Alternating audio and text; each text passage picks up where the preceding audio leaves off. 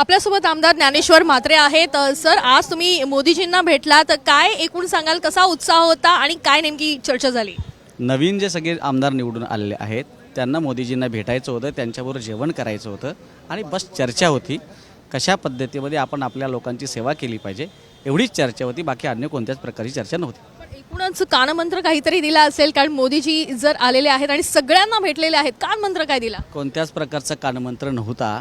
त्यांनी सांगितलं की स्वतःची हेल्थ सांभाळा, लोकांची सेवा करा आणि लोकांना पुढे घेऊन आपल्याला सगळं चांगलं काम करायचं, एवढंच। आणि लोकांनी त्यांना प्रश्न विचारले की तुम्ही एवढे ताजेतवाने फ्रेश कसे राहता, त्याच्या बाबतीत आम्हाला सांगा, म्हणजे आम्हालाही त्या पद्धतीमध्ये आमदारांना राहायला पाहिजे। म्हणजे त्यांनी योगा करतो सांगितलं, मेडिटेशन करतो सांगितलं, या सगळ्या त्यांच्या यशाच्या गुरुकिल्ली त्यांनी आम्हाला सांगितलं, बाकी अन्य काय नव्हतं। आज खरं तर अनेक विकास कामांचं उद्घाटन त्यांनी केलेलं आहे, त्याच्यामुळे विकासाच्या संदर्भात काही गुरुमंत्र दिला का?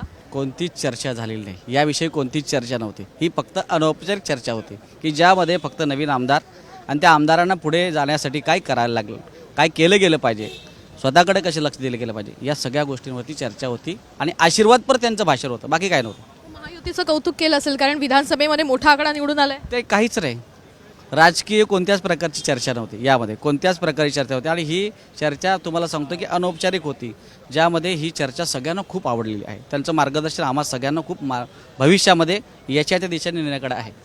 म्हणजे 1 to 1 बोलणं झालं का? नाही, 1 to 1 कोणाशी बोलणं झालं नाही, पण त्यांनी जे सगळ्यांना सांगितले ते प्रत्येकाला घेण्यासारखं आहे। निवडणुकी संदर्भात काही सांगितलं असेल? स्थानिक स्वराज्य निवडणूक आहे, कोणत्याही प्रकारची निवडणुकीची चर्चा झालेली नाही। ओके, तर आपण बघतोय की या ठिकाणी कुठलीही निवडणुकीची चर्चा झाली नाही, मात्र वैयक्तिक कशा पद्धतीनं फिटनेसकडे लक्ष दिलं पाहिजे अशा संदर्भातली चर्चा जी आहे ती झाली असल्याचं ज्ञानेश्वर म्हात्रेंनी स्पष्ट केलं आहे। कॅमेरापर्सन विक्रमसह वैदेही काणेकर, साम टीव्ही न्यूज, मुंबई। देश विदेशातील प्रत्येक घडामोडींचे लाईव्ह अपडेट मिळवण्यासाठी आता साम टीव्हीच्या सर्व सोशल मीडिया प्लॅटफॉर्मला लाईक, फॉलो आणि सबस्क्राईब करा।